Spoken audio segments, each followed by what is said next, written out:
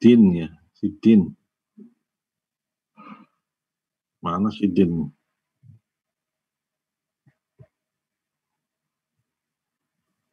Dian lagi connecting. Ini dia nih, masuk nih, Din.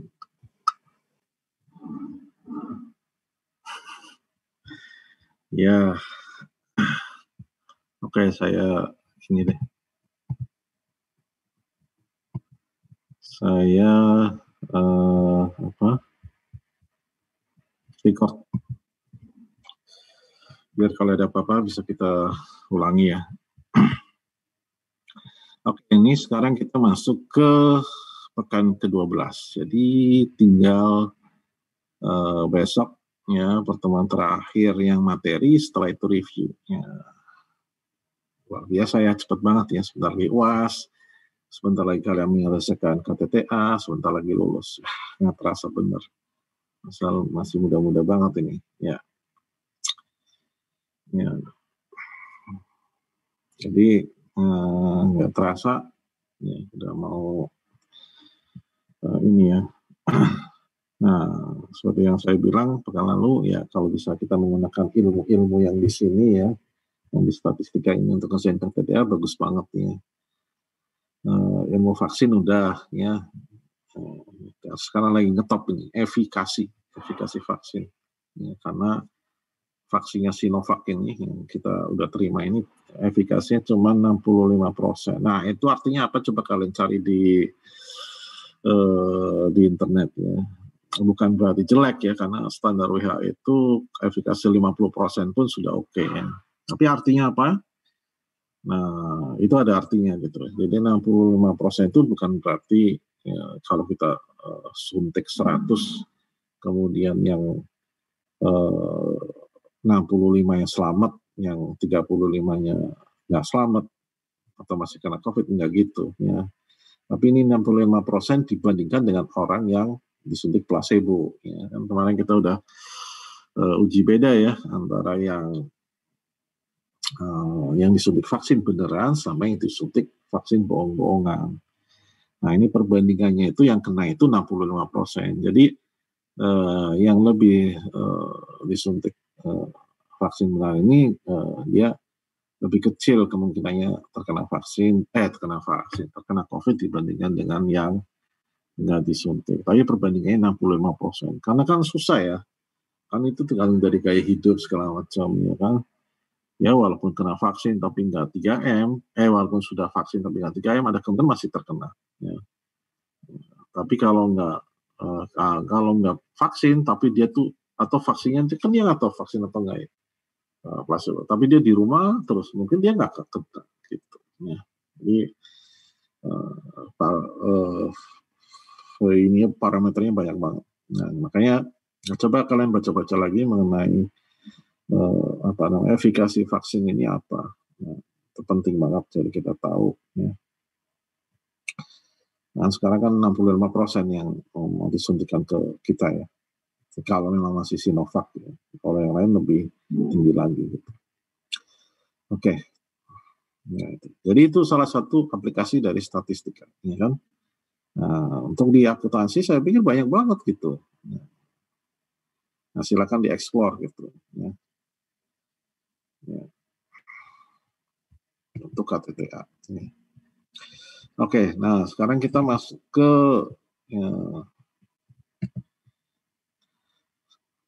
bab 10, yaitu korelasi dan regresi. Jadi ini ada 4 subbab ya. Seperti biasa bukunya Triola, review dan preview. Kemudian yang pertama nanti korelasi, yang kedua adalah regresi, dan yang ketiga nantinya adalah korelasi yang berdasarkan ranking. Ya, ini pintar-pintarnya orang statistik, nanti kita lihat ya. Kalau ternyata dia korelasinya tidak linear, agak susah kita menggunakan korelasi biasa.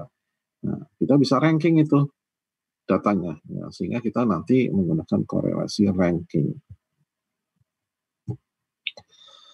Oke, jadi reviewnya, jadi di bab 9 kita sudah belajar bagaimana kita membuat ya inference ya, kita bisa mengambil kesimpulan dari 2 sampel ya. Kita bisa bandingkan mean-nya ya, kita bisa bandingkan proporsinya kayak gitu seperti apa ya. Nah, ini aplikasinya banyak banget ya. Nah, kemudian di bab 94, subbab 94 kita membandingkan dua sampel yang berpasangan ya, berpasangan ya. Kita bisa mengklaim ya terkait dengan apa namanya, populasi, perbedaan daripada populasi tersebut ya. Nah, di sini sebenarnya juga yang kita bicarakan adalah sampel yang berpasangan juga gitu ya. Tapi kita bukan melihat bedanya, justru kita melihat apakah ada hubungan ya, korelasi ya, atau asosiasi antara dua variabel yang berpasangan tersebut ya. Dan apakah korelasi tersebut adalah linear ya. Ya, jadi untuk korelasi yang linear kita bisa identifikasi persamaan yang nanti kemudian kira-kira bisa paling pas dengan data tersebut ya, dan kita bisa menggunakan persamaan tersebut untuk memprediksi nilai ya, variabel satu apabila kita berikan variabel yang satu. Nah, kita bisa gunakan nanti regresi. Ya. Oke, kita pertama masuk ke korelasi yang linear dulu. Ya. Ya, jadi ini ada dua part di sini. Part satunya ini adalah kita memperkenalkan apa yang disebut dengan R. Ya. Namanya ada koefisien korelasi linear. Ya. Adalah angka yang menggambarkan bagaimana kemudian data yang berpasangan itu ya fit ya sehingga membentuk garis lurus, pola garis lurus apabila kita bikin grafiknya. Nah, kemudian kita menggunakan data berpasangan tersebut untuk mendapatkan nilai R. Ya. Nah, kemudian dari situ kita akan menyimpulkan apakah ada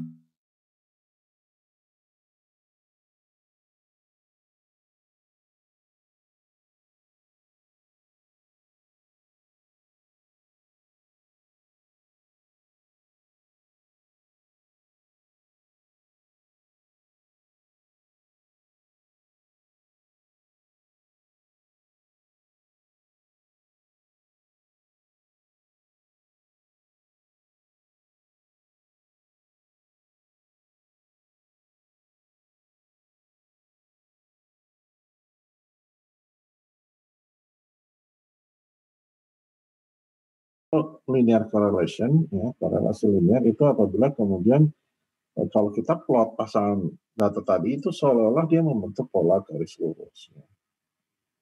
Ya, jadi kita bisa melihat pola-pola. Nah, ini contohnya yang pertama A. Ya, ini adalah korelasi yang positif. Ya. Nah, kita X dan Y kan berpasangan.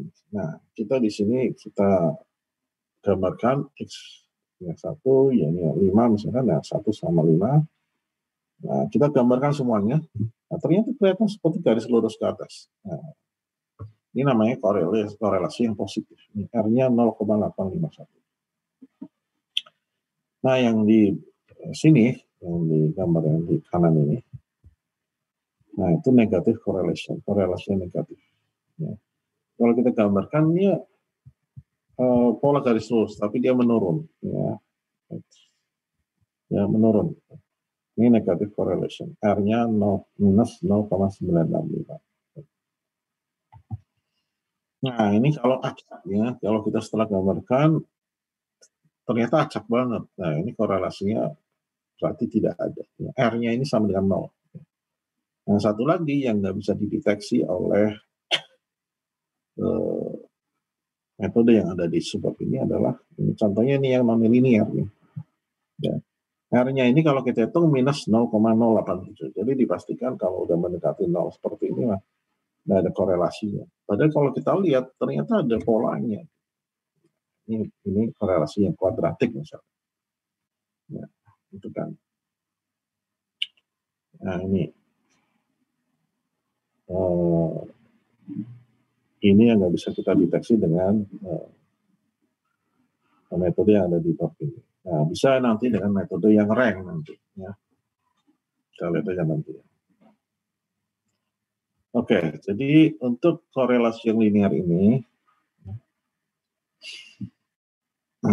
sampel datanya itu, ya pasangan data ini dari simple random sampling. Simple random sampling. Ya, itu syaratnya. Yang kedua adalah kalau kita buat scatter plot, ya kira-kira dia membentuk pola garis lurus kayak tadi ya. Kemudian kalau ada outlier dia harus di remove, ya. Atau jika memang dia itu error, atau kalau enggak kita bisa lihat, kita bisa bandingin antara apabila ada outlier sama tidak ada outlier ini. Jadi kita bisa bandingin area seperti apa. Apakah berpengaruh sekali atau tidak? Kita lihat nanti. Itu persyaratan daripada korelasi linear.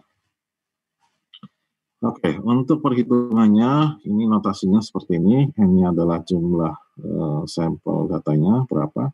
Yang penting ini R kecil ini sama rho ya. Nah, R ini adalah koefisien korelasi linear untuk sampel data, sedangkan rho ini adalah koefisien korelasi linear untuk populasi dari data yang berpasangan tadi.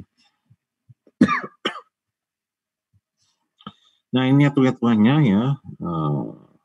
Ya ini, pokoknya ini hitungannya ya bisa kita hitung seperti ini atau ya paling gampang sih menggunakan teknologi. Ya. Nah, kemudian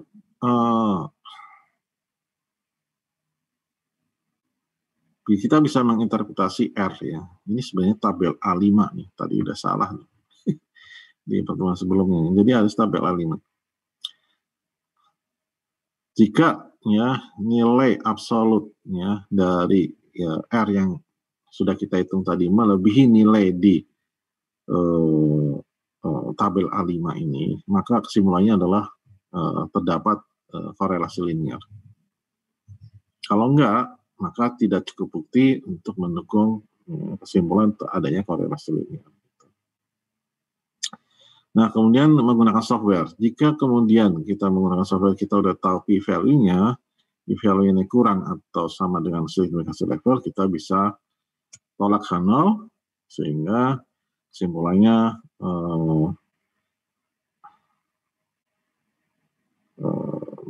ada korelasi linear. Ada korelasi linear. Kalau enggak, kalau dia lebih besar daripada signifikansi level, maka tidak cukup bukti untuk mendukung kesimpulan adanya korelasi linear. Jadi yang pertama harus perhatikan metode yang di bab ini, yang di subbab ini, 10.2 ini hanya untuk korelasi yang linear saja. Nah, bisa jadi nanti kesimpulannya tidak ada korelasi linear, tapi bisa jadi nanti ada korelasi, tapi yang non-linear. Untuk R, ya, koefisien korelasi linear ini harganya nilainya itu antara -1 sampai 1. Kemudian jika nilainya itu di-convert ke skala yang berbeda, nilai R biasanya tidak berubah. Ya. Jadi dari semua nilainya tadi, ya, dari setiap variabel di-convert ke skala yang berbeda, maka harusnya nilai dari R itu tidak berubah. Kemudian nilai dari R itu tidak dipengaruhi oleh pilihan AX atau Y, ya, bisa dibolak-balik ya. Nah, X-nya jadi Y, Y-nya jadi X, tetap sama. Ya. Kemudian R itu mengukur seberapa kuat relasi linear tersebut. Ya. Dan R juga sangat sensitif terhadap outlier, sehingga bisa mengubah nilai daripada R. Nah, kita kasih contoh ini hubungan antara, bukan hubungan ya, pasangan sepatu ya dengan tinggi badan ya. Dari 5 orang laki-laki ya, kita ukur sepatunya berapa panjangnya atau nomornya lah ya. Kemudian kita ukur, kita hitung korelasi koefisiennya R-nya. Ya ini ya. Nah, kita cek dulu secara plot gimana. Nah, kalau kita lihat ya ini sebenarnya agak membesar sih, kemungkinan sih nggak ada korelasinya ya. Kalau misalnya data yang banyak kan nggak kelihatan nih. Tapi kira-kira bisa lah ini terdapat garis lurus ya antara data yang paling kiri sama ke kanan. Ya. Nah, kalau kita hitung dengan menggunakan teknologi, ternyata R-nya itu sama dengan 0,591. Ya. 0,91 ya. sampai di sini ada p-value-nya segala macam udah diomongin ya, 0,294. Ya. Ya, dengan teknologi itu highly recommended ya. Ya, kalau enggak kita menggunakan rumus-rumus tadi. Ya. Nah, jadi R-nya itu 0,591. Ya. Yang penting sekarang kita interpretasikan R-nya ini gimana. Ya, kita jadi apakah terdapat korelasi linear antara ukuran sepatu dengan tinggi badan? Kita bisa gunakan tabel A6.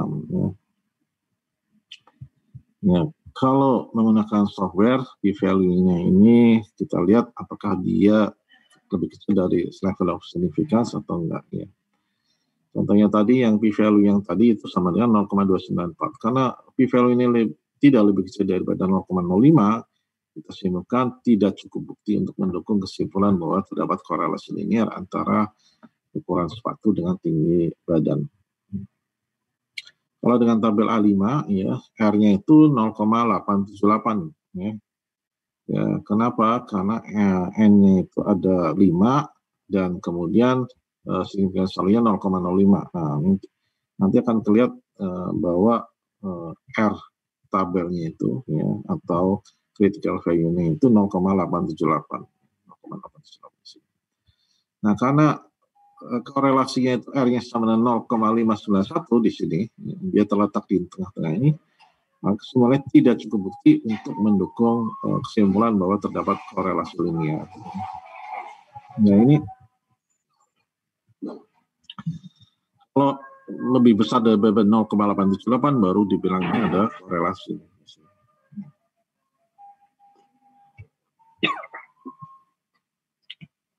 Nah, kemudian interpretasi daripada R. Ya, nilai daripada R kuadrat itu adalah proporsi dari variasi daripada Y yang bisa dijelaskan oleh hubungan linear antara X dan Y.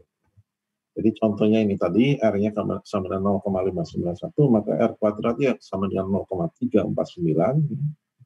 Kesimpulannya adalah 34,9% variasi dalam tinggi itu bisa dijelaskan oleh hubungan linear antara sepatu ya dengan tinggi badannya. Jadi yang lain nggak bisa dijelaskan.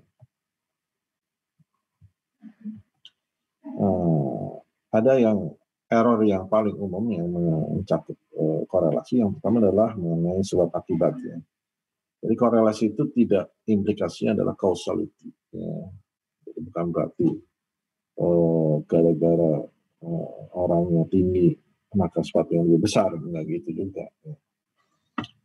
Itu tidak ada hubungan causality. Kemudian rata-rata. Nah, rata-rata ini dia menghilangkan variasi yang individu. Ya. Kemungkinan bisa meningkatkan koefisien korelasi. Kemudian linearity. Ya.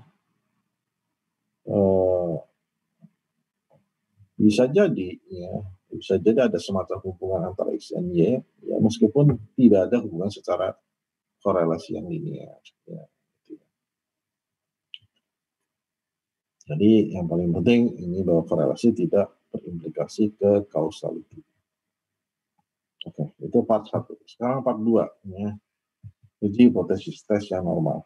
Kita akan tentukan apakah ada korelasi linear yang signifikan antara dua variabel ini.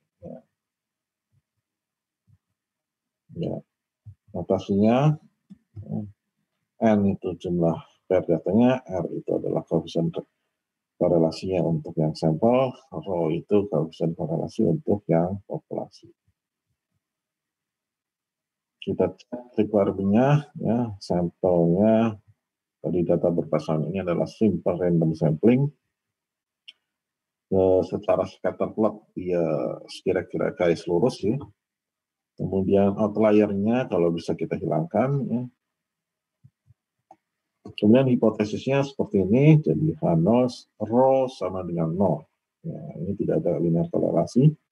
Salah satunya rho tidak sama dengan 0 atau ada linear korelasi. Ya, statistik ujinya R ya. critical value-nya kita refer ke tabel A5 ya, kalau nggak salah 5 yang benar. P-value-nya teknologi ya, kalau bisa kita menggunakan teknologi.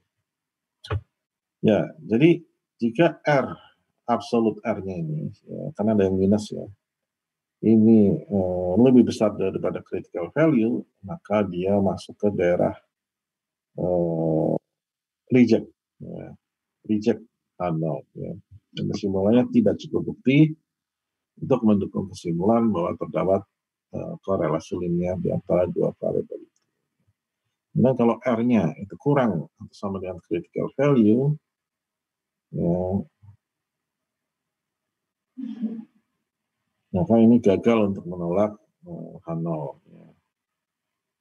Dan kesimpulannya tidak cukup bukti untuk mendukung kesimpulan adanya korelasi linear.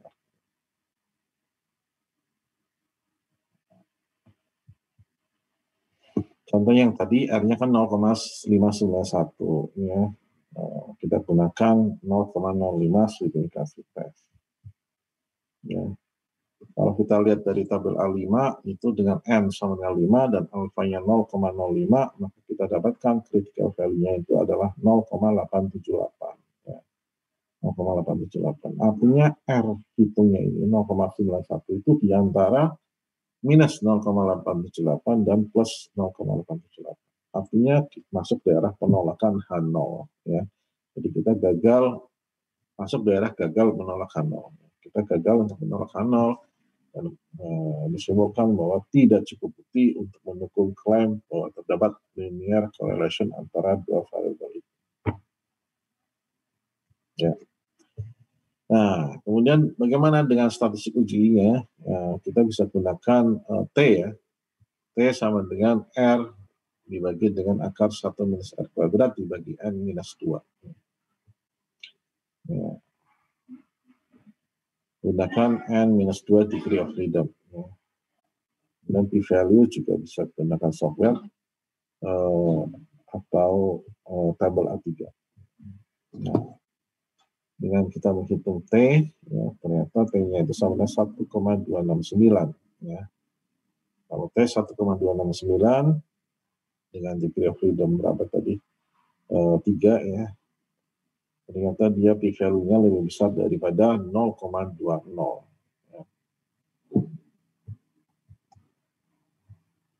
Ya.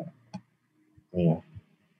Karena p-value yang lebih besar daripada 0,20 yang lebih besar, jauh lebih besar daripada 0,05, maka kita gagal untuk menolak H0. Semuanya tidak cukup bukti untuk mendukung klaim bahwa terdapat korelasi linear antara ukuran sepatu dengan tinggi badan. Nah, selain two-tail, kita juga bisa menggunakan one-tail ya. Kalau udah jelas bahwa klaimnya itu dia positif atau klaimnya itu dia negatif. Kalau negatif correlation ya left tail test, kalau positif correlation ya right tail test.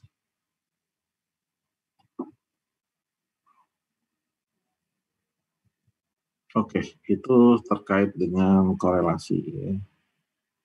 Mudah sekali, yang penting intinya adalah mencari R.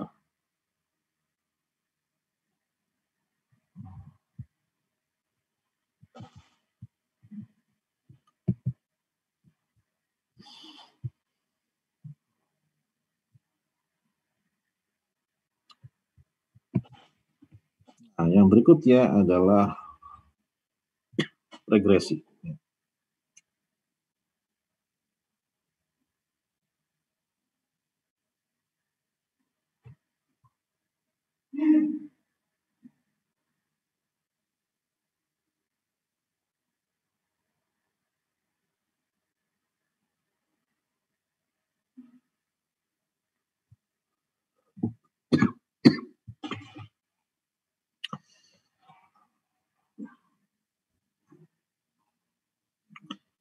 Yang kedua adalah regresi. Ya.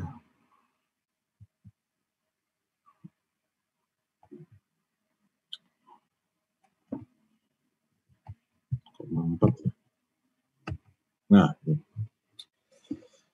regresi ini ada dua part juga. Ya. Part pertama adalah kita membuat persamaannya. Ya. sebuah garis lurus yang paling pas untuk data yang berpasangan tadi, ya. Persamaan tadi menggambarkan hubungan antara dua variabel, ya. Garis pas itu straight line best fit tadi itu kita namakan dengan garis regresi, dan persamaannya kita namakan dengan persamaan regresi. Kemudian di bab 2-nya kita beberapa konsep yang kita perkenalkan, yaitu marginal change, ya, seberapa besar perubahan dari satu variabel, nilai satu tabel terhadap variabel yang lainnya, kemudian influential point, ya, sama residual plot, ya. Ini gunanya untuk menganalisis korelasi dan regresi, hasil daripada korelasi dan regresi. Oke, kita masuk ke regresi dulu, ya. Regresi itu persamaan regresi menggambarkan hubungan antara X, ya, yang kita namakan dengan variabel penjelas, explanatory variable atau predictor variable, atau variabel independen, ya, variabel bebas, ya. Dan Y yang kita namakan dengan variable response atau dependent variable, variabel yang tergantung, ya. Jadi persamaan, ya, tipikalnya itu Y sama dengan X sama dengan B, itu kalau di regresi biasanya di dalam bentuk Y sama dengan B0 ditambah B1X, di mana B0-nya itu adalah intercept-nya, ya. B1-nya adalah slope-nya. Slope itu kemiringannya, ya. Ya. Ya. Dengan diberikan data berpasangan, ya, maka ada sebuah garis regresi, ya, yang menggambarkan garis lurus yang paling pas atau best fit, ya, dari scatter plot dari data tersebut, ya. Kalau di persamaannya Y sama dengan B0 plus B1X. Ini yang menggambarkan garis regresi tadi. Notasinya, ya, untuk para populasi itu beta 0, beta 1, persamaannya adalah Y sama dengan beta 0 plus beta 1X. Untuk statistik sampelnya, B0 sama B1, persamaannya B0 ditambah B1X. Persyaratannya sama, ya, jadi simple random sampling. Kemudian secara visual dia scatter plotnya menggambarkan pola satu garis lurus, ya. Kemudian outlier juga harus kita remove, ya. Nah ini, ya, ini formulanya, ya. B1 sama RSY ditambah SX, kemudian interceptnya B0 sama dengan Y dikurangi B1X. Jadi kita hitung B1 dulu, baru kita dapatkan Y. Nah ini contohnya, ya. Kita balik lagi ke contoh sepatu dan tinggi badan. Apakah kita mungkin bisa memprediksi, ya, tinggi badan seseorang dari nomor sepatunya, ya. Nah, ini ada 5 data. Ya. Nah, kita cek dulu requirement-nya. Datanya diasumsikan simple random sampling. Scatter plot-nya itu menggambarkan secara umum, ya, pola garis lurus bagus, ya. Kemudian tidak ada outlier. Oke. Nah, kita coba menggunakan teknologi. Nah ini, ya, pakai Studies, Excel, ya, SPSS, ya, hasilnya kira-kira sama, ya. Jadi tinggi badan sama dengan 125 ditambah 1,73 kali supprint, ya, kira-kira panjang sepatunya. Ya, ini kira-kira persamaan regresinya.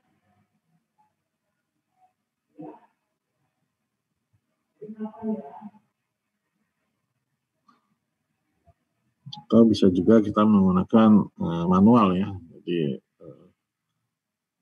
B1 sama R SY dibagi dengan SX, ya, sama dengan 1,72745, kemudian B0-nya 125,40740.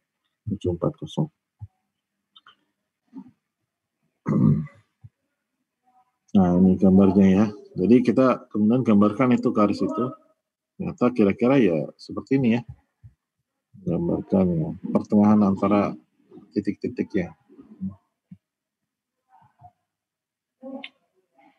Nah, kita bisa menggunakan regresi ini untuk prediksi. Bersama regresi ini prediksi.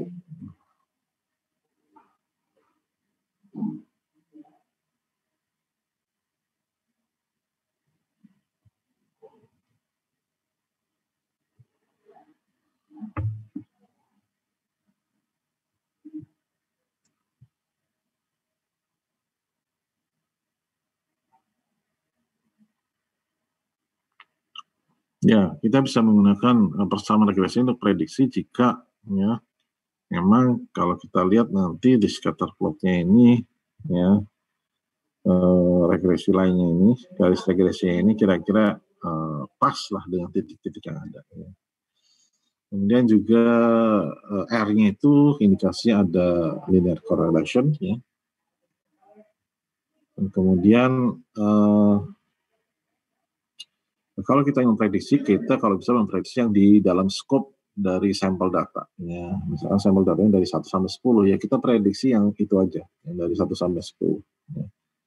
Kalau di luar itu namanya ekstrapolasi. Ya, kadang-kadang bisa hasilnya sangat jelek. Ya. Kemudian apabila kemudian persamaan regresi tidak menghasilkan sesuatu yang berguna, ya, maka nilai prediksi yang paling baik dari satu variabel adalah ya rata-ratanya paling gampang itu.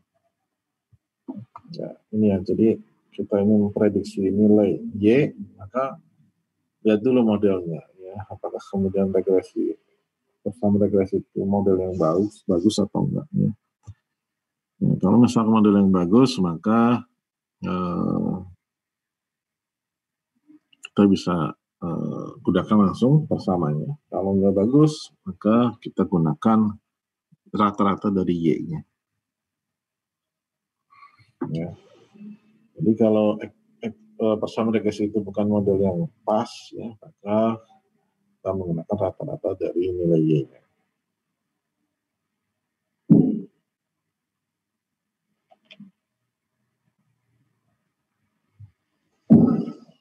Nah, ini yang tadi ya, contohnya ya, kita hubungan antara sepatu, ya, nomor panjang sepatu dengan tinggi badan, ya. Korelasinya ternyata 0,591, ya. Nggak cukup ya, tidak ada korelasi linear, berarti titik-titiknya juga nggak pas sama garis regresinya. Maka kalau kita ingin memprediksi ya tinggi badan, ya kita prediksi paling rata-ratanya ya, 177,3. Nah, kalau datanya banyak, nah ini contohnya data set 2 ini di appendix B, ini banyak banget datanya ya, 40. Kalau tadi kan cuma 5. Maka ternyata korelasinya ini 0,813. Jadi terdapat cukup korelasi. Terdapat cukup korelasi. P-value-nya malah 0,000. Jadi kecil banget dibandingkan dengan 0,05. Nah ini ya, ternyata dari 40 data memang ada semacam garis linear. Ya. Nah ini kalau ini kita bisa pakai ini untuk prediksi. Ya misalkan panjang sepatunya 29, maka berapa tingginya? Nah, kita masukkan aja ke rumus ya, 80,9 ditambah 3,22 kali 29, 174,3. Ya.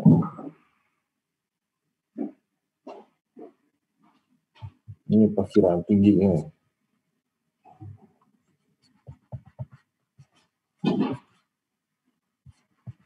Nah, oke, itu udah selesai ya.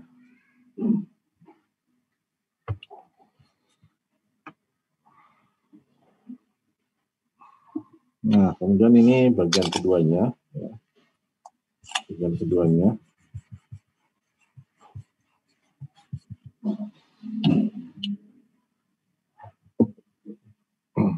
Pertama adalah mengenai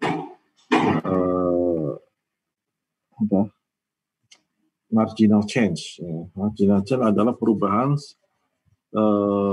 satu variabel, ya, kalau variabel yang lain itu berubah persis satu unit, ya, satu unit. Misalnya berubahnya 1 cm, 1 meter. Ya. Nah, berapa perubahan yang dari variabel lain? Nah, itu namanya marginal change. Ya.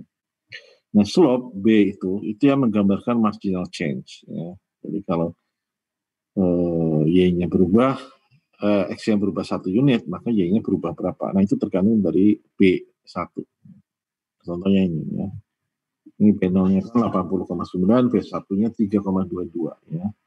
Maka perubahan X sebesar 1 ya, maka dia akan menggambarkan perubahan dari ketinggian seseorang di sini sebesar 3,22 cm.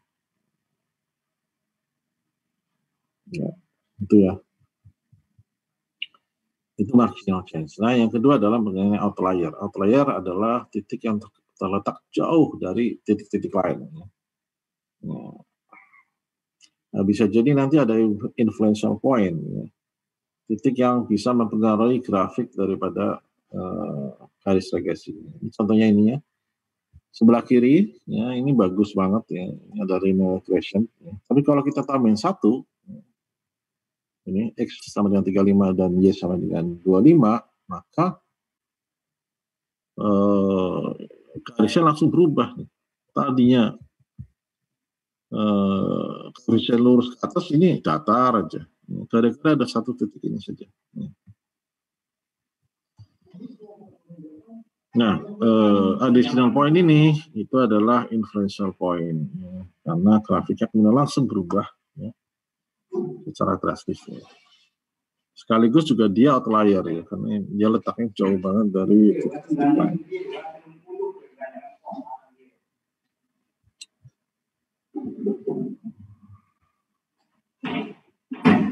Ya. Kemudian terakhir adalah terkait dengan residual. Jadi untuk pasangan data ya, pasangan data dari X dan Y, residual adalah perbedaan antara Y dengan nilai Y yang diprediksikan oleh persamaan regresi. Ya, itu residual. Ya. Nah, ini contohnya residualnya. Ini yang pertama Y aslinya ini adalah nilainya 4 ya. Setelah kita prediksikan pakai persamaan regresi, nilainya adalah 9. Ya, maka residualnya ini minus 5. Ya. Nah, ini seperti di sini, aslinya itu 24. Ya. Kemudian setelah kita prediksikan dia jadi 13, maka residualnya plus 11. Ya. Kalau kita lihat errornya makin kecil apabila ya dia makin dekat ke garis ya, makin dekat ke garis regresi ini. Ya, itu ya. Ya. Jadi sebuah garis lurus ya dia akan memenuhi ya properti least square ya. Ya. Jika kemudian kuadrat dari residual ini yang paling kecil. Ya.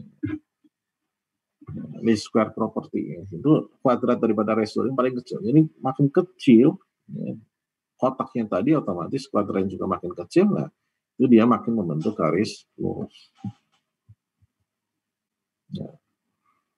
Mana scan residual bisa kita lihat ya, juga bisa kita gambarkan dalam scatter plot. Ya. Kalau tadinya scatter plot ini adalah XY, maka kita ganti Y-nya menjadi Y minus Y tail, ya. Jadi residualnya itu. Ya. Nah, kemudian kita lihat apakah kemudian residualnya ini punya kriteria apa, punya pola-pola tertentu. Ya. Seharusnya kalau memang dia itu bagus, ya, korelasi linear, maka harusnya dia itu tidak ada polanya. Ya. Tidak ada polanya. Ya. Jadi residual ini harusnya terdistribusi normal. Dan juga dia tidak berubah menjadi lebih lebar, menjadi lebih kecil. Ya. Nah, jadi requirement-nya dari regresi ini adalah salah satunya bahwa distribusi dari nilai Y ini mempunyai standar deviasi yang sama. Nah, kalau kita lihat ini salah satu contohnya tadi ini yang subprime tadi, ya. Kalau kita lihat residualnya ternyata dia melebar, ya, melebar. Ya. Makanya persyaratan dari standar deviasi yang sama itu dilanggar. Ya. Nah, ini ada 3 residual plot, ya. Nah, ini yang pertama, ya. Ini persamaan reaksi ini sebuah model yang bagus. Kenapa? Karena dia tidak ada polanya, ya. Ya random, ya. Nah, ini residual yang bukan model yang bagus, ya. Kalau kita lihat, ya, ini ada polanya nih, kayak grafik sinus, ya. Nah, yang ketiga adalah residual yang membesar, ya, thicker. Ini juga melanggar asumsi, ya, bahwa harus ada standar deviasi harus sama. Jadi bagaimana kita menganalisis regresi tadi, ya kita bisa membuat scatter plot, ya. Pastikan bahwa titik-titiknya itu dia membentuk garis lurus, pola garis lurus, ya, tanpa outlier. Ya. Kemudian yang terakhir kita membuat residual plot. Ya. Ya, pastikan bahwa tidak ada pola, ya, tidak ada pola, ya. Ya, dan tidak menjadi lebih besar ataupun lebih sempit. Dan kita juga bisa menggunakan plot, ya, kuantil plot atau histogram untuk menggambarkan residual. Ya, jadi harusnya residual ini terdistribusi normal. Kemudian juga kita memperhitungkan efek dari pola tersebut setiap kali. Ya.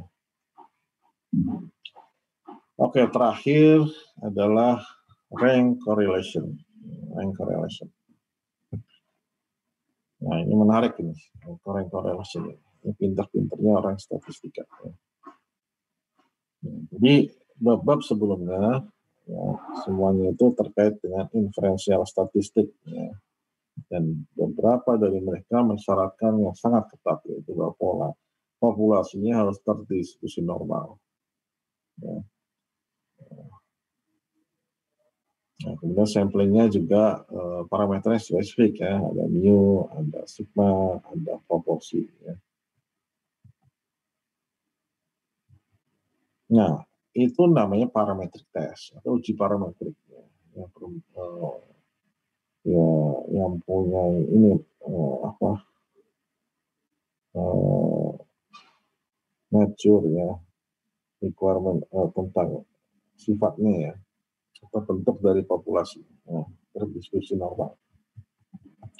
Atau yang kedua, ini namanya uji non parametrik. Nah, ini nggak memerlukan populasi yang terdistribusi normal. Ya.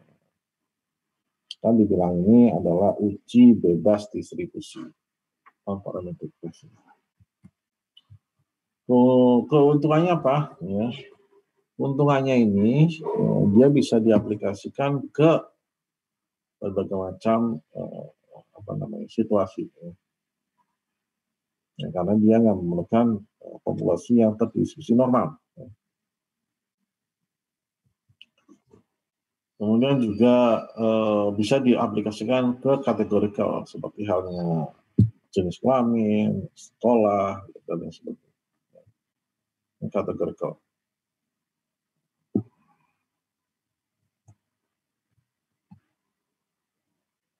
Nah, kerugiannya, ya, non parametrik itu biasanya cenderung membuang-buang, ya, informasi, ya, karena malah kita sudah punya data numerik malah dirubah lagi menjadi data yang sedikit kualitatif.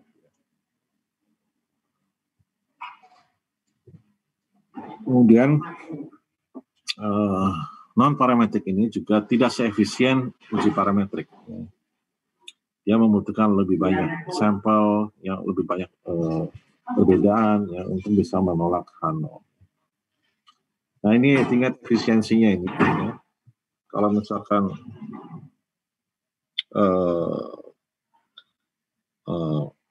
ini sebenarnya, ya, lihat korelasinya, korelasi ini. Kalau mengenai uji parametrik ada linear correlation, ya. Kalau non parametrik namanya rank correlation test atau Spearman test. Nah ini efisiensinya ini 0,91. Artinya ya, kalau kita kita menggunakan 100 sampel data untuk non parametric test, maka kita cukup 91 sampel data untuk yang parametrik. Jadi, lebih sedikit yang parametriknya. Nah ini sebenarnya ada lagi nih yang lain, yang match pair yang kemarin kita bahas di bab 9 ya. Ya, itu kita kan kalau parametrik menggunakan t-test atau z-test. Ya. Maka untuk non parametrik ini menggunakan sign test ya. Atau Wilcoxon sign rank test. Ya. Kalau yang sampel independen 2, maka kita gunakan t-test atau z-test. Ini namanya Wilcoxon rank sum test. Dan kemudian untuk yang beberapa sampel independen kita bisa gunakan f-test ya, mungkin akan depan kita bahas. Kalau yang untuk non parametrik kita menggunakan Kruskal-Wallis. Ya. Itu beberapa uji non parametrik yang ada. Nah caranya gimana? Nah cara ini ada data itu kemudian di short. Ya, di short ini diurutkan ya, berdasarkan beberapa kriteria ya, misalkan dari kecil sampai besar atau dari jelek ke bagus, bagus ke jelek dan lain sebagainya. Ya. Jadi ranking ini adalah nomor ya, yang diassign ke item sampel individu ya, sesuai dengan urutan yang ada di list tersebut. Ya. Ya, kalau yang pertama ya kita kasih nomor 1, kedua kita kasih ranking 2 dan seterusnya. Nah, bagaimana kalau draw yang sama ya besarnya? Ini contohnya ini 4, 5, 5, 10, 11, 12, 12.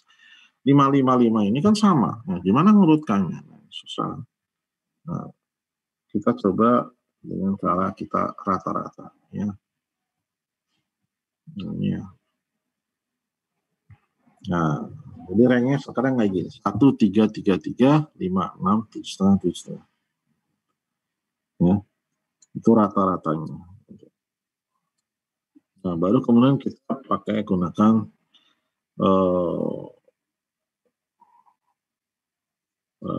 rank tersebut untuk menghitung namanya RS, ya, koefisien korelasi rank.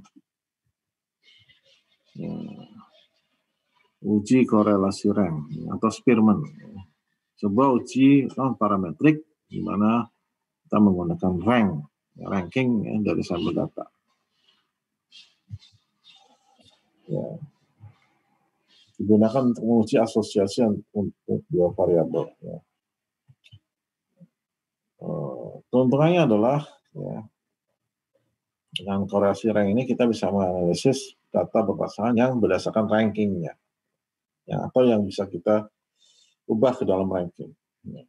Nah ini nggak perlu terdistribusi normal, ya. Bisa dari populasi apa saja. Kemudian korelasi rank juga bisa digunakan untuk mendeteksi ya tidak semua tentu saja ya hubungan yang non linear. Ya, itu tergambar di korelasi rank. Nah sama kalau hipotesisnya ya 0 rho S sama dengan 0 ya, kemudian H1-nya rho S tidak sama dengan 0. Ya. Nah ini yang perlu dilihat adalah D ya. Ya. Perbedaan ranking antara dua nilai dalam pasangan tersebut. Syaratnya cuma satu ya, pasangan tersebut berasal dari sampel random sampling, datanya bisa di ranking. Ya. Tidak ada persyaratan terkait dengan harus terdistribusi normal. Nah, jadi caranya kita ubah datanya ke ranking dulu. Ya. Kemudian hitung seperti tadi. Ya, untuk yang tidak ada perbedaan, maka kita gunakan rumus yang di bawah ini. RS sama dengan 1 minus 6 ya, sigma D kuadrat dibagi N per N kuadrat minus 1. Nah, kita bisa juga menggunakan p-value. Ya. P-value ya. Nah, critical value-nya berapa? Nah, kita bisa temukan di tabel A6. Nah, ini baru tabel A6 ya. Karena 9. Jika N kurang dari 30, bisa di tabel A6. Kalau lebih dari 30, kita bisa gunakan rumus yang berikut ini. Ya. RS sama dengan plus minus Z dibagi dengan akar N minus 1. Ya, yang tadi saya bicarakan ya, jadi efisiensinya ini hanya 0,91, artinya kalau kita membutuhkan 100 pasang data untuk bisa bagus ya, mencapai tujuannya, maka dengan menggunakan parametrik, kita hanya cukup membutuhkan 91 pasang. Jadi sekitar 91%. Nah, ini cara menguji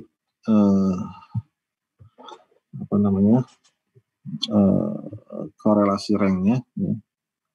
Ini pertama kita siapkan datanya ya, dalam bentuk apakah sudah dalam bentuk ranking. Kalau enggak, kita convert dulu, kita ranking dulu. Ya. Kalau sudah ranking, maka kita lihat apakah kemudian ada yang sama ya rankingnya ya. Sama nggak bisa, soalnya kita pakai rumus yang difference, nggak langsung 0. Ya. Maka kita hitung kemudian R-nya menggunakan formula yang di kiri, yang di tengah ini. Ya.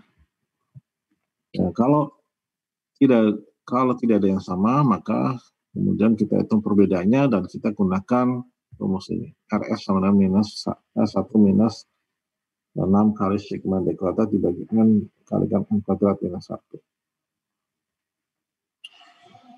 Nah, kemudian kita lihat lagi apakah N-nya ini kurang dari sama dengan 30. Kalau enggak, ya kalau enggak, kita gunakan langsung RS sama dengan plus minus Z dibagi dengan akar minus 1. Kita ngitung critical value-nya.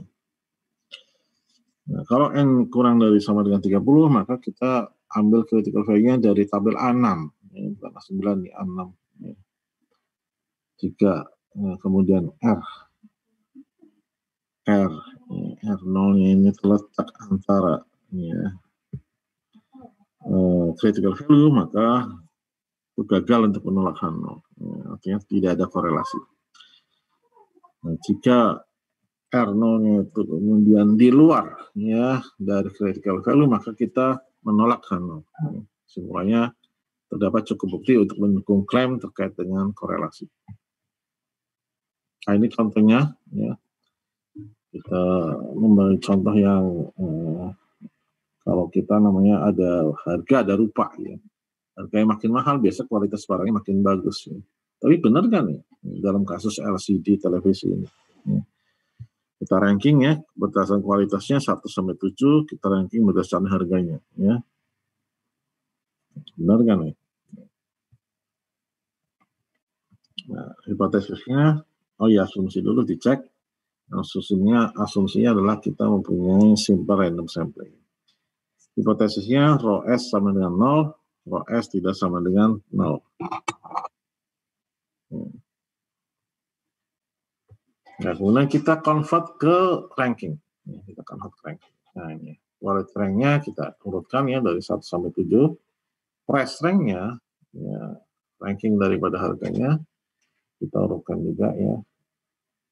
5, 1, 2, 6, 4, 3, 7. Ya. Nah, perbedaannya kemudian kita hitung ya, masing-masing. Nah, kemudian kita kuadratkan. Ya.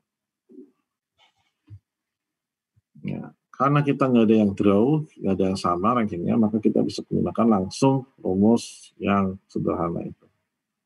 R sama dengan 1 minus 6 akar sigma D kuadrat dibagi N dikalikan N kuadrat minus 1. Setelah kita hitung, RS-nya sama dengan 0,429. Nah, kita lihat 0,429 ini di mana nih? Ternyata critical value-nya berdasarkan tabel A6 ini 0,786. Ya. Kan E-nya 7, kemudian significant value-nya 0,05 ya, maka ketemu di situ critical value-nya 0,786 ya. Karena 0,429 terletak di antara minus 0,78 dan plus 0,786, maka dibilang ini adalah kita gagal untuk menolakkan 0, bahwa tidak cukup bukti untuk mendukung kesimpulan terdapat hubungan yang linear antara dua variabel tersebut. Ya, jadi tidak cukup bukti untuk mendukung klaim adanya hubungan korelasi antara quality dan price, antara kualitas dengan harga. Ya. Jadi kesimpulannya dalam hal ini kita bisa pilih lebih baik lagi ya. Jadi nggak ada hubungannya sama nilai barang yang lebih mahal dibandingkan dengan kualitasnya. Ya. Nah, bagaimana dengan statistik ujinya? Ya. RS-nya sama dengan 0,429. Ya, kita temukan di tabel A6, critical value-nya 0,786. Nah, itu nilainya antara critical value tadi, maka kita gagal untuk menolak 0. Tidak cukup bukti untuk mendukung klaim ada korelasi antara kualitas dan harga. Oke, contoh yang terakhir, yang berikutnya. Sebuah eksperimen menggunakan bakteri ini. Ya. Kalau bakteri ini makhluk hidup ya, lain dengan virus. Kalau virus ini dia itu lemak, ya. Dia itu lemak.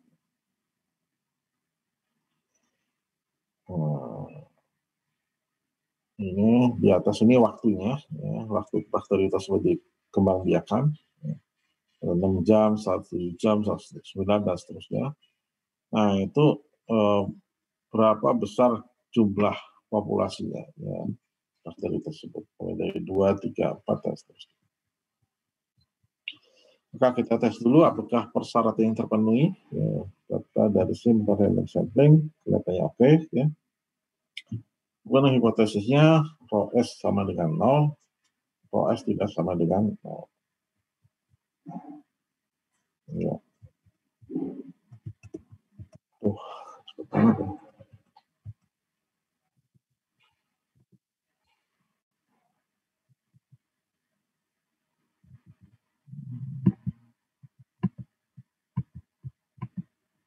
Seperti bisa balik lagi.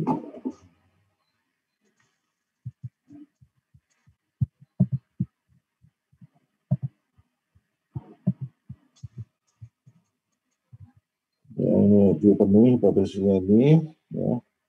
Kemudian convert dulu ke ranking, ya. Nah ini convert dulu ke ranking. Waktunya di ranking, populasi bakterinya juga di ranking. Ya, kita lihat tuh, ternyata sama semua. Ya. Tidak ada yang drop. Maka R-nya sama dengan 1. Ya, karena difference-nya itu perbedaannya ya 0. Ya. Ini sebenarnya RS-nya sama dengan 1.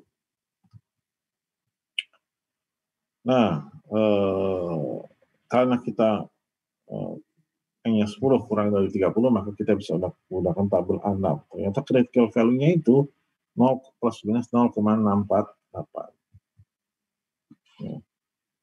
Jadi RS-nya ini tidak terletak antara minus 0,648 dan 0,648. Sehingga semula kita gagal untuk menolak RS sama dengan 0 atau tidak ada korelasi.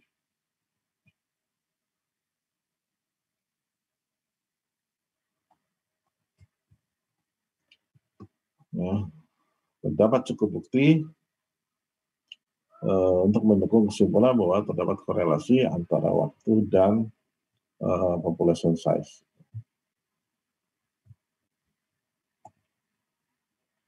Jika kemudian kita menggunakan metode yang ada di subbab 10.2, maka linear korelasinya itu 0,0621. Bayangin aja, kecil banget ya. Critical value-nya padahal 0,632. Artinya itu jauh lebih kecil daripada critical value. Artinya itu gagal untuk menolakkan 0. Gagal menolakkan 0, jadi tidak cukup bukti untuk mendukung klaim adanya korelasi linear.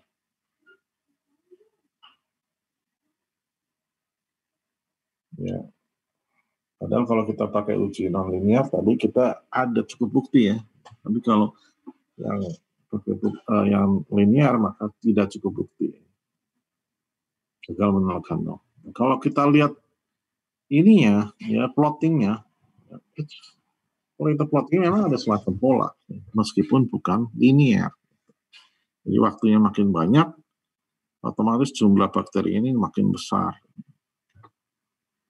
Nah itu ya, jadi pinter banget orang statistik ini, dia nggak bisa ngolah Pak, karena nggak tahu terkait distribusi normal atau enggaknya ya. Nah, kita gunakan ini ya. Kemudian terkait dengan linearitas juga dia nggak bisa ya. Akhirnya kita gunakan yang ranking ya. Baru kemudian terlihat, oh ternyata ada hubungan nih antara X dan Y. Oke, bahannya cukup sampai di sini ya. Ada pertanyaan ya sebelum kita istirahat? Silakan. Mudah-mudahan bisa dipahami ya, meskipun agak cepat ya, karena slide banyak banget. Ya. 0,56672. Terus kan ada nyari DF juga. DF-nya itu N-2 ya Pak ya? Atau ini datanya dari mana ya Mas ya? Kenapa Pak? Datanya dari mana ya ini ya? Datanya ini Pak, ya. Datanya dari mana ini? Datanya itu N-nya 40, alfanya 0,05, R-nya 0,091548 Pak. Nah, maksud saya, ini kan saya cuma ngeliat nomor 6 aja. Itu datanya ada di mana ya? Ada di satu tempat. Pak? Ya datanya itu, data erupsinya itu ada di mana ya? Oh ini doang, ketemu R-nya doang gitu ya? Iya Pak. Oh ini, R-nya 0,686 ini. Itu yang nomor 5 bukan sih Pak? Oh nomor 5 ya? Nah nomor 6 nih R-nya dapatnya dari mana Mas ya? R-nya itu Pak yang di bawah, yang kolom 2 itu Pak. Oh itu 0,091548. Iya. Terus kan, habis itu?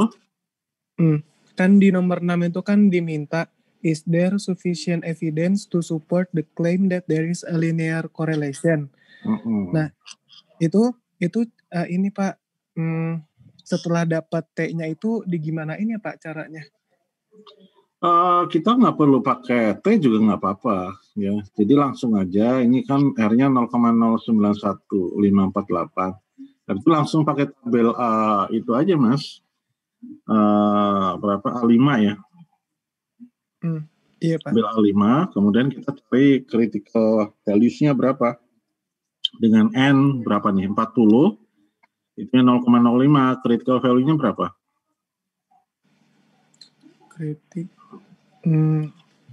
Sebentar. Tabel A5.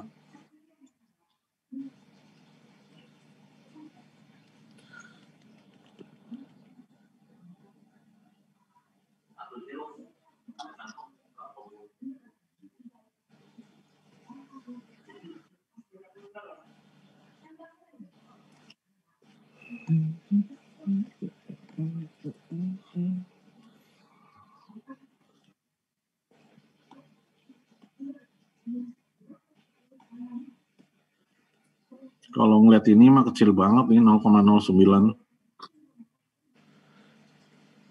Tabel A5-nya itu 0,312 Pak. Iya, ya berarti itu N40 kan, N40 itunya alfanya yang di atas 0,05 ya?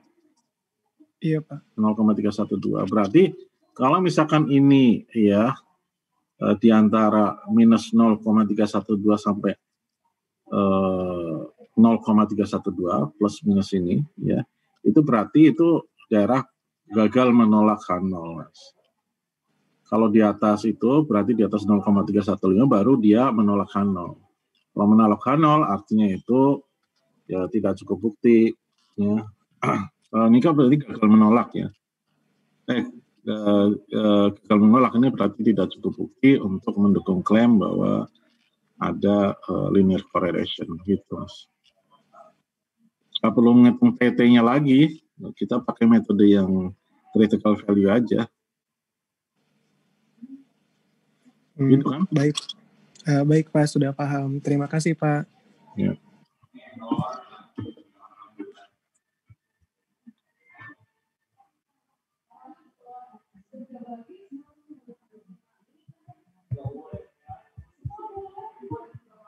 Ya, ada lagi?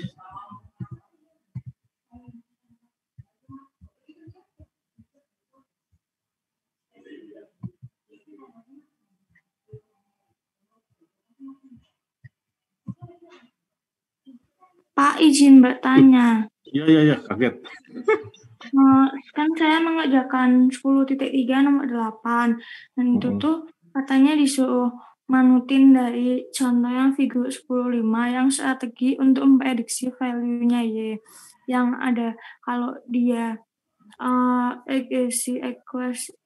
persamaan regresinya itu good model, jadi nanti malah dia pakai yang Y sama dengan B0 plus B kali X itu.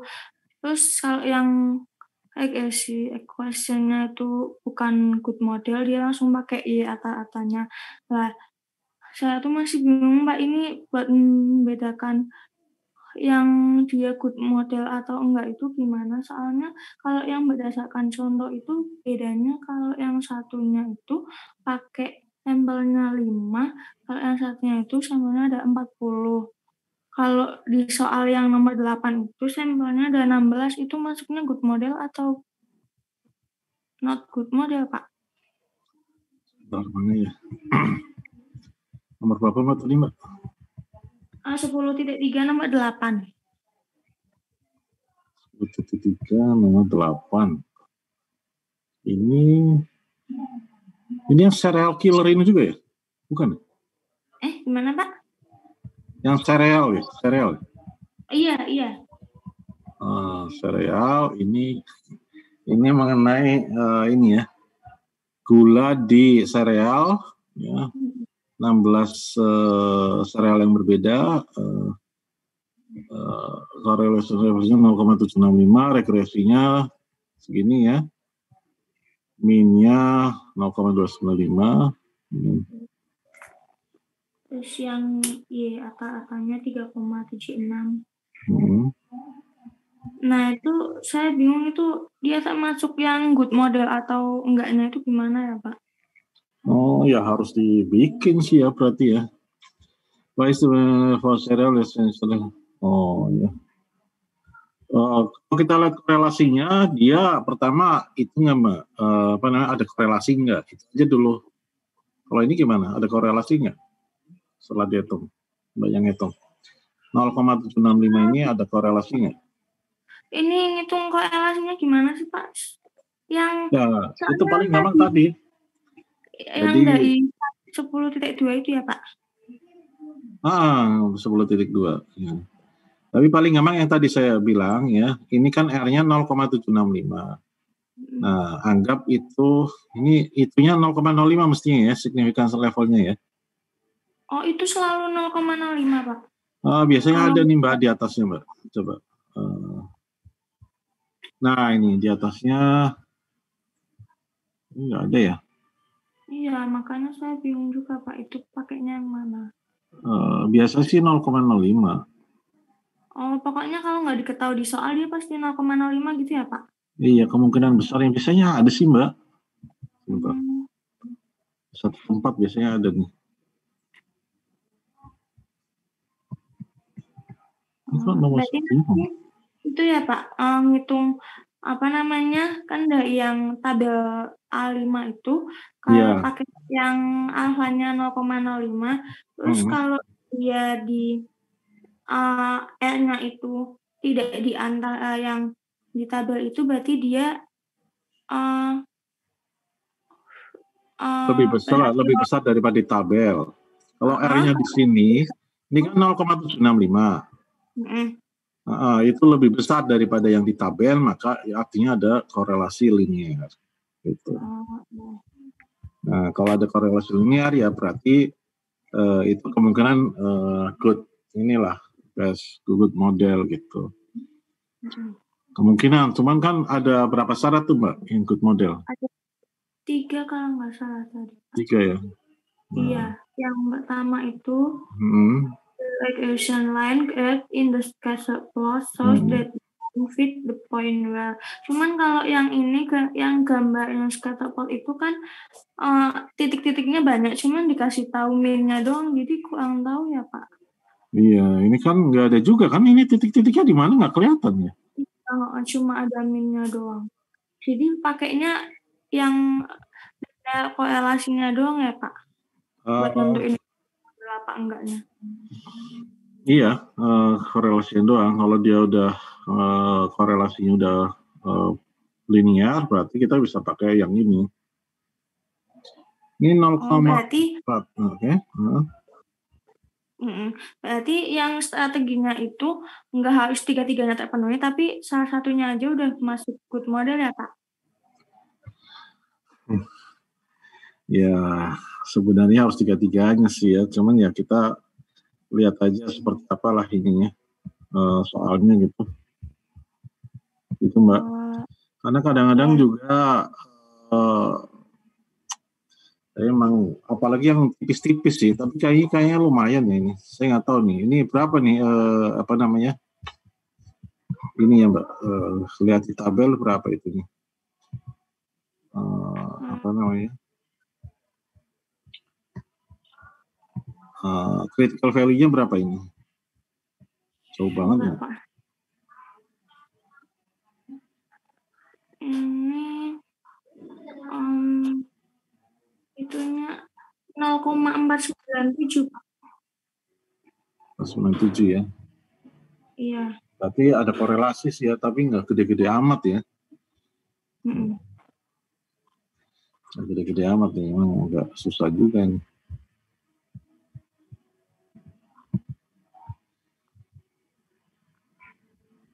Baik Pak, sudah paham. Terima kasih Pak. Ya. Ini nanti tinggal dimasukin aja ke rumusnya ya Mbak ya? Iya Pak.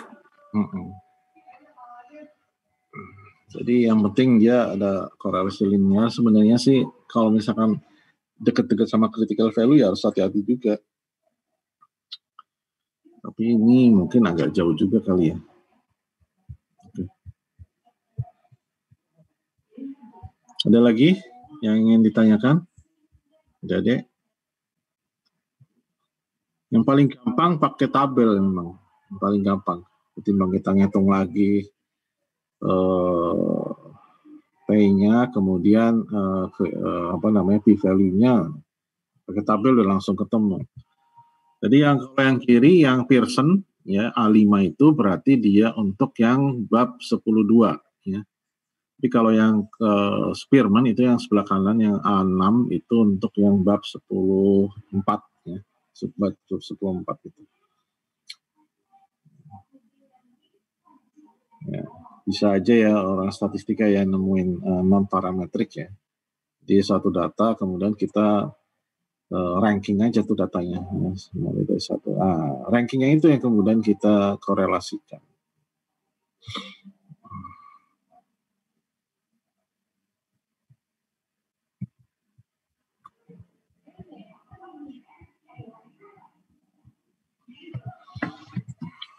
Ini Mbaknya tadi siapa ya? Ini nggak kelihatan tadi. Jadi Mbak siapa ya yang nanya? Oh, Ismi ya. Satu orang belum datang, siapa lagi nih? Ya, yang korelasi Spearman ada yang mau ini, yang mau menampilkan hasil kerjaannya? Yang bab 10.4. Yang tadi yang 10.2 udah. Oh iya, ini siapa? Oh, Jose. Ini yang langganan cuma Jose, Din. Nah, ini saya jadi hafal. Enggak lah. Ayo Mas Jose, gimana Mas Jose? Oke, saya ini lupa tadi harusnya ini. Sebentar. Sebentar, Mas. Oke, silakan.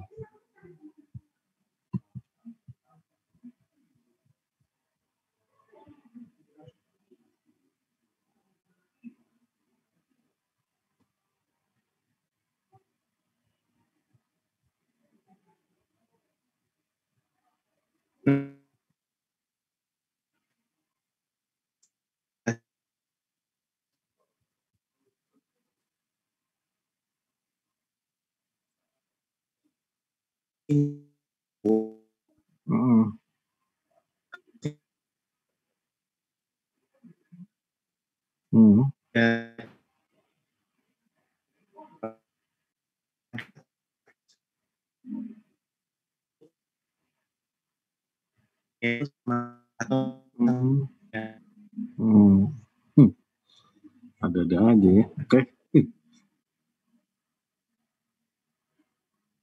Iya. Iya.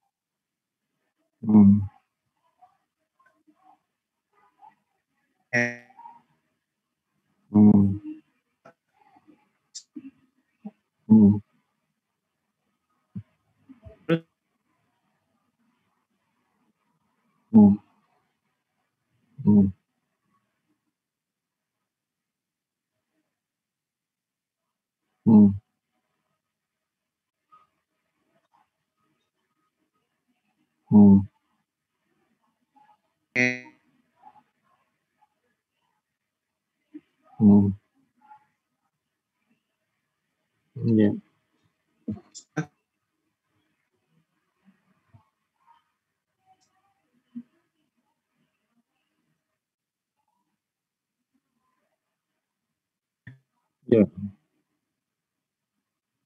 Iya. Terus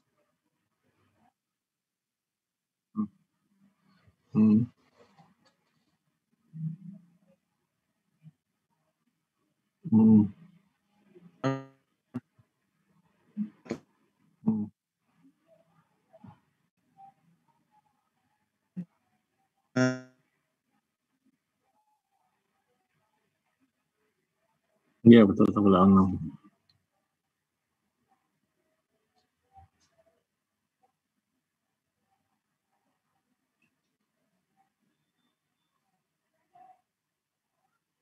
Ini atasnya ini.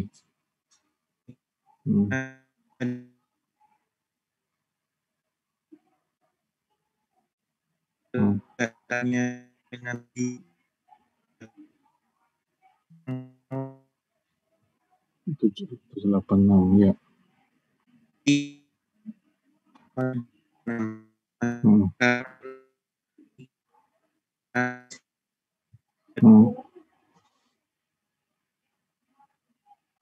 Iya betul.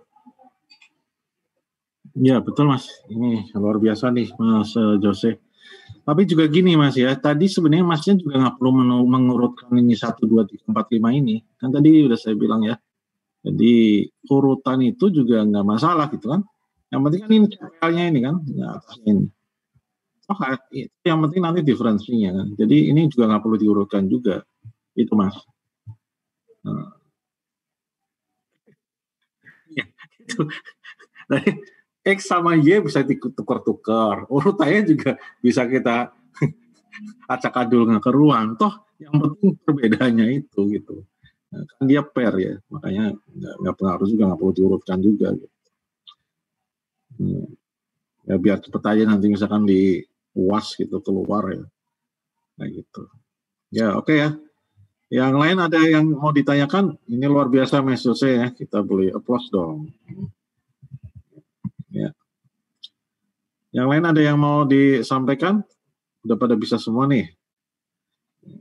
Saya takut ini nanti di sini oke-oke aja, ternyata nanti pasti ujian nggak bisa ngerjain.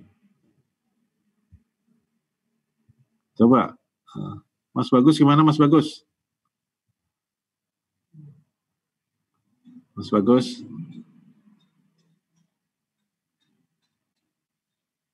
Ya Pak. Ya, kamu gimana? Bisa nggak? Dari mulai korelasi yang linear, regresi linear, sama korelasi yang rank. Ada yang mau ditanyakan? Masih baca-baca lagi ya Pak. Nah,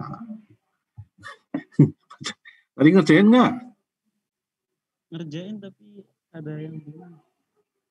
Ya yang bingung apa? Itu yang kalau misalnya ngerjain bingung tanya aja gitu. Jadi kan susah-susah amat gitu. Iya sudah ketemu tadi. Kau udah ketemu? Wah luar biasa nih. Gitu dong Mas. Ya presentasi dong kalau gitu. Kalau udah ketemu. Ya, Mbak Aroyan gimana? Bisa?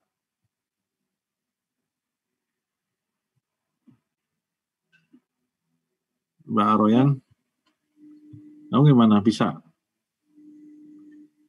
Saya tadi ngerjain yang 10 16 tapi saya bingung ngerjainnya. Terus saya lihat dikunci Pak. Cuman apa-apa saya lihat nggak aja. ngerti itu Pak. 16 nomor super berapa ini? 10 yang nomor 16 Pak. 10-3. 10-3 Mbak. Iya Pak. Gimana tuh? Yang nggak ngertinya apa tuh?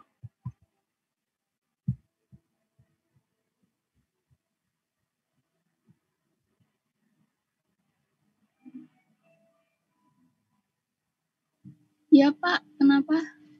Nggak ngertinya apa? Kan kamu tinggal bikin persamaan regresinya kan ya ini. Iya Pak. Terus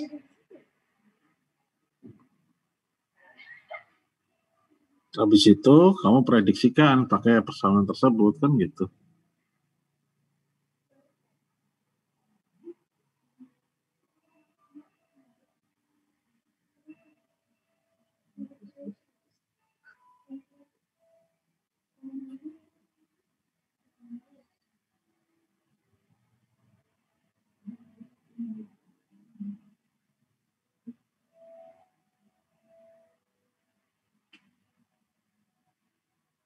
Halo Mbak, gimana Mbak? Sebentar Pak.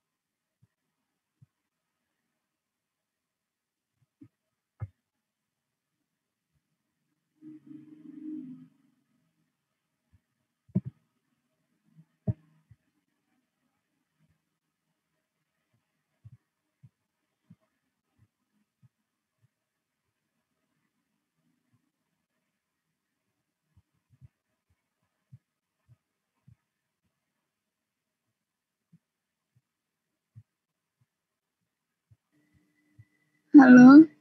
Iya, Ada kaget. pertanyaan, Pak? Iya. Gimana, Mbak? Ya, yang 16 putus-putus dia ya, Pak. Soalnya di saya Iya. Nggak putus. apa-apa sih. Iya, nggak apa-apa. Terus gimana, Mbak? Kan udah masukin ke rumus, terus? Itu berarti kan nyari X sama Y-nya satu-satu ya, Pak. Maksudnya nanti X sama Y-nya dikali. X itu yang attitude sama yang Y-nya itu temperatur.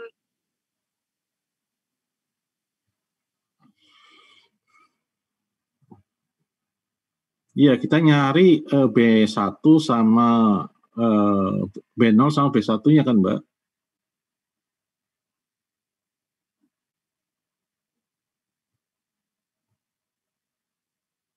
B0 sama B1-nya, ya.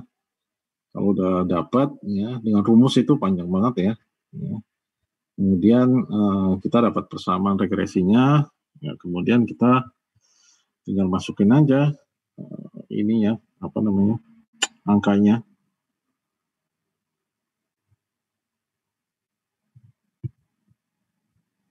Putus kali ya, ya udah deh.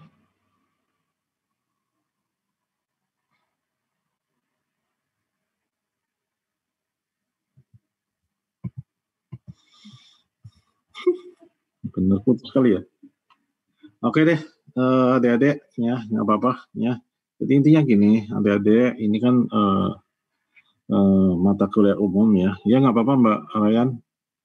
Jadi coba cari soal ya yang banyak di internet, banyak banget itu mengenai ini ya, mulai dari korelasi, kemudian regresi, kemudian korelasi yang rank itu banyak banget ya. Silahkan dieksplor ya. Nah, nanti kita apa namanya, saya janji mulu nih bikin kuis. Nah, nanti di hari yang jelas pertemuan terakhir sih ada kuis ya. Cuman untuk tugas ini loh agak repot bikin soal-soalnya, terus kalau bisa jadi tetap ngerjain apa yang ada di sini di Triola ini. Toh sudah ada jawabannya di internet. Jadi kalian cek aja sendiri jawabannya benar atau enggaknya ya. Nanti kalau yang nggak ngerti silakan ditanyakan. Ya, itu saja mungkin ya. Ini udah jam 1 lebih. Ya, apa namanya?